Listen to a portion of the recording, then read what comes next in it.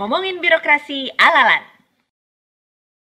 Halo kawan LAN, ketemu lagi di Amira seri ke-11. Hari ini kita ketemu kedatangan tamu spesial, juara peringkat 1 yang terbaik gitu di kelas PKA Angkatan 2 tahun 2024. Ibu Nurani Citra Adran. Nah, apa kabar Bu? Alhamdulillah baik. Oke. Saat ini beliau menjadi Kepala Bidang Penataan Ruang di Dinas PUPR Provinsi Kalimantan Timur. Baik Bu, pertama-tama gimana rasanya jadi juara 1? Ya pastinya senang. Senang dan nggak nyangka juga masuk.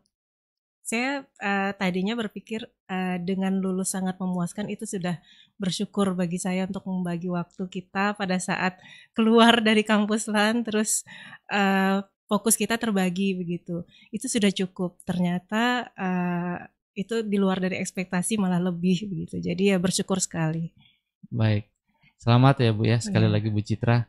Nah, ini biasanya kalau di PKA itu momoknya ada di aksi perubahan. Ya. Boleh diceritain nggak aksi perubahan seperti apa?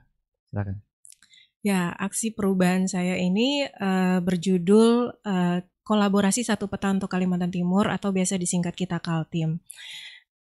Karena saya berada di lingkup pemerintah provinsi, artinya awalnya punya ide bagaimana ya tugas kita terkait dengan penyusunan tata ruang ini, tapi dapat melibatkan semua perangkat daerah yang ada. Nah, dengan adanya beberapa permasalahan, contohnya informasi spasial dari perangkat-perangkat daerah yang tidak satu referensi, kemudian kita juga di tata ruang ada namanya sinkronisasi program pemanfaatan ruang yang tidak semua perangkat daerah masuk. Ini bagaimana menjembatani antara informasi spasial dengan program kegiatan itu. Jadi men-trigger itu, makanya muncul ide ini. Baik, wah ini sepertinya berat sekali ya, karena harus berkolaborasi banyak aktor gitu. Kira-kira waktu menjalankan aksi perubahan masalahnya apa aja? Masalahnya cukup itu rutin dan umum sebenarnya. Kita beberapa kali mengadakan workshop, desk, tapi yang hadir selalu orangnya berubah-ubah. Jadi harus menjelaskan berulang kali terkait dengan kegiatan ini berupa layanan penyusunan peta tematik untuk perangkat daerah. Nah, akhirnya kami mencari solusi bagaimana kalau kita jemput bola tidak harus saya, tapi teman-teman tim efektif dibagi tim kerjanya. Nanti kita coba identifikasi pertama dari informasi spasial apa yang ada di mereka, kemudian program kegiatan apa yang keterkaitannya dalam terwujudan di tata ruang. Dan itu ada beberapa kita ambil sampel perangkat daerah, dan alhamdulillah itu malah direspon di bagian perencanaan program di masing-masing dinas. Nah, sampai di titik ini, kira-kira aksi perubahan kita Kaltim ini manfaatnya sudah sejauh mana seperti itu? Terkait dengan peta ini, kita alhamdulillah ada menghasilkan 2 tema besar. Pertama terkait dengan investasi, kemudian yang kedua terkait dengan ketahanan pangan. Nah, peta investasi ini kami ambil sampel untuk kota yang terdekat, Kota Samarinda dan Kota Balikpapan. Dengan dasar kita juga sudah punya kajian awal. Kajian awal untuk mengidentifikasi sektor lapangan usaha apa aja yang di Kota Samarinda dan Balikpapan. Tinggal kita akumulasi gitu sifatnya, mana benar-benar yang sifatnya sektor unggulan dan dikaitkan dengan program kegiatan apa saja oleh perangkat daerah yang bisa memberikan sumbangsi di sana.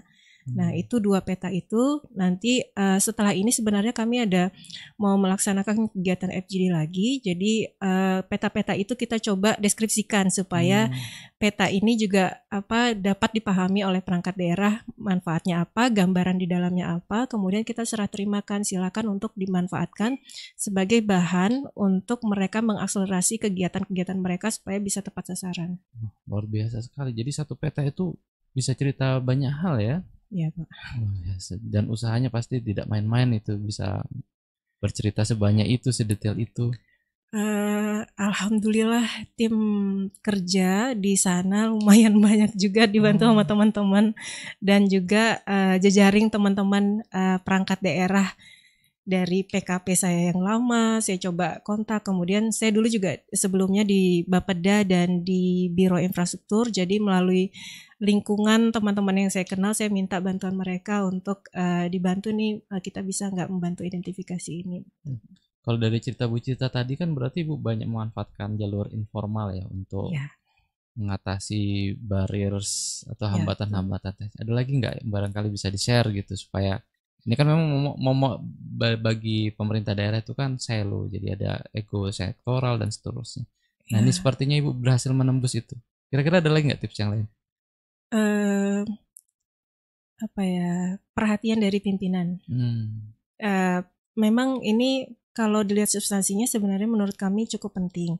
Tetapi setiap perangkat daerah kan punya program atau kegiatan inti dari mereka. Jadi menganggap kurang care terkait dengan bahan informasi spasial ini penting loh untuk nanti menyesuaikan dengan arah kebijakan pembangunan ke depan sebenarnya. Mengakselerasi kegiatan-kegiatan mereka mana yang ternyata menjadi bagian strategis dari rencana pembangunan daerah gitu.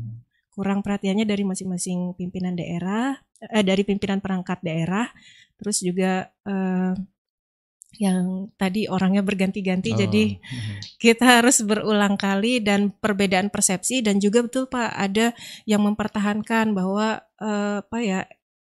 prinsip kami kalau misalnya di salah satu perangkat daerah gitu, secara spasial penggambarannya bukan seperti ini nggak masuk nih di sana, kami bukan bagian nih gitu. Ada juga yang gitu. Luar biasa. Nah itu yang saya kira belum paham ya. Tapi kalau ada nggak yang aktor yang resisten begitu waktu aksi perubahan ini dijalankan? Aktor yang resisten, alhamdulillah sih nggak ada. Ya. Alhamdulillah. Nah sudah sampai di titik ini, sudah sesukses ini, sudah seberhasil ini. Nah kedepannya apakah temanya mau ditambah, diperluas atau seperti apa? Kita mencoba jalankan dulu pertama di tahun depan, masukkan peta-peta tematik ini ke dalam sistem tata ruang kita. Di sistem tata ruang itu kira-kira apakah dia mampu menggambarkan, dibaca sasarannya kan perangkat daerah di lingkup provinsi Kaltim. Ini peta tematik yang bisa menjadi bahan rujukan kebijakan yang lintas sektor. Kita coba tuangkan di sana. Kemudian juga berbasis ARGIS, jadi mereka bisa gampang untuk mengaksesnya langsung dengan citra berbicara citra yang terupdate gitu. Dan yang kedua, kita coba memasukkan semua perangkat daerah di dalam indikasi program pemanfaatan ruang yang ada di dalam RT/RW, karena selama ini belum ada yang care ke arah sana, karena mereka hanya fokus kepada kami dari sektor industri atau dari sektor kehutanan sudah masuk di tata ruang, padahal belum, tetapi indikasi keterkaitan program itu satu dengan yang lain itu masuk di dalam lampiran tersendiri juga di dalam RT/RW itu ada. Nah, itu yang belum semua perangkat daerah masuk. Luar biasa. Semoga terus dikembangkan ya Bu ya. Nah ini kan kawan lain kita ini kan banyak yang peserta juga, peserta PKA. Barangkali bisa di-share tips dan triknya supaya bisa sesukses Bu Citra. Agak sulit ini menyampaikan tips and tricks karena saya yakin teman-teman di kabupaten kota sebenarnya bariernya mereka itu lebih sulit lagi. Pertama, keterjangkauan akses ke setiap kecamatan. Tetapi yang pasti satu lebih ke konsistensi. Konsisten dan tetap semangat gitu. Jadi rumusnya cuma dua kawan lan menurut Bu Citra, konsisten dan terus jaga semangat. Baik kawan lan, itulah bincang singkat kita dengan juara 1 yang terbaik gitu di PKA Angkatan 2 tahun 2024, Ibu Citra, Ibu Nurani Citra Adran. Selamat sekali lagi Bu. Terima kasih Pak. Terima kasih atas perhatiannya kawan lan.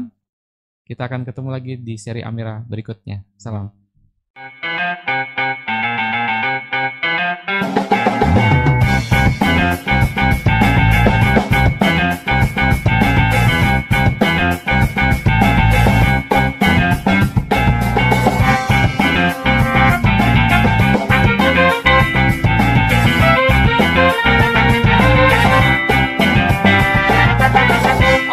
ngomongin birokrasi ala-lan.